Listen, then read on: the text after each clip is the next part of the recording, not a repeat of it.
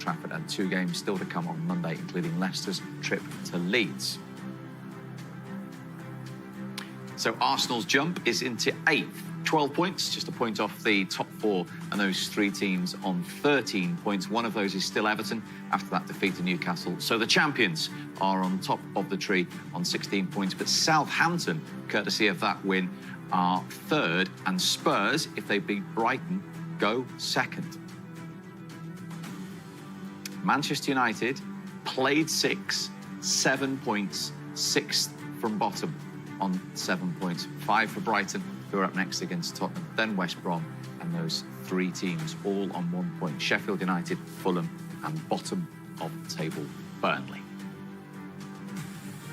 Lots of reaction to come if you're involved in Arsenal and Manchester United. Much more reaction to come after we've heard from the Arsenal captain and match winner.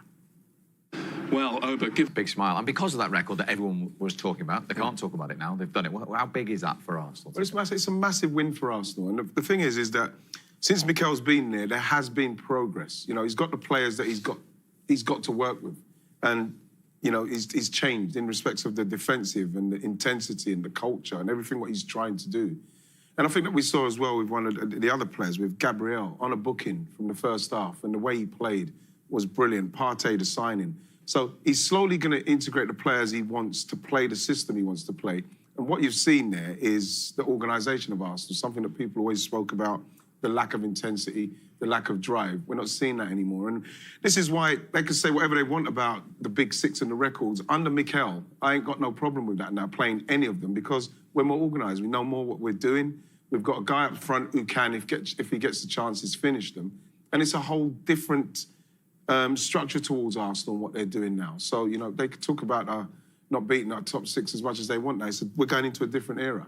He converted the penalty. What were you thinking when Paul Pogba was about to make the challenge for it, though?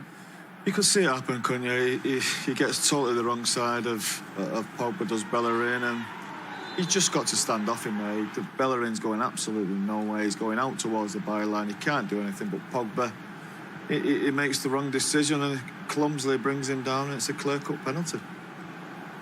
And righty, given the fact he'd gone a few games without a goal, Aubameyang, and Arsenal hadn't taken their chances in the game, this was a huge moment for him. I was very confident that he was going to score, because I think when you get to his kind of level and he realises how important it is for him to stick that away, and like he said, they've been practising them, I knew he would score it. You know what I mean? I was quite confident he would score it, simply because of the player he is and the responsibility, and he knows what it means to score that goal. Because it was always going to come down to Arsenal taking their chances.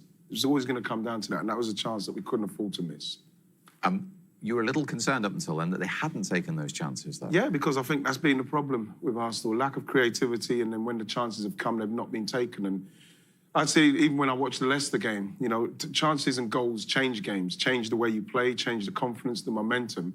And when you don't score them, it can go the other way as well. So you heard Aubameyang say there in the dressing room they were worried about the fact that they missed some chances, and you're thinking that Man United may come back into it. They didn't, but those are the things you're thinking at half-time, that they might come into it, and those chances, hopefully, we don't rue those mistakes. But in the end, I thought they continued to play brilliantly and deserved the win. Did you expect a little bit more of a reaction from Manchester United after that penalty gone in? You did, of course. You expect them, United then to start attacking, start creating chances, throwing bodies forward. It never really happened. And as Ian said, you've got to give Arsenal credit. They thoroughly deserved the win. It was a very good performance, very organised, as you said. They played in a similar way to United with the 2 midfield players in front, but that was an away performance from Arsenal. Yeah. United were almost like the away team playing at home and just weren't good enough. And it was a matter of time before Arsenal scored. They were not creating loads of chances, but their chances were better. They had more clear chances than United. I think United had two chances the whole game, as we said, and could you really call them chances? I don't think they were good chances, were they? Greenwood's was a half chance, I suppose, and Matic, what? I want him to say it's a half chance with his right foot from 25 yards out. So, look, I give Arsenal credit. United were very poor today, but Arsenal, a really good away performance.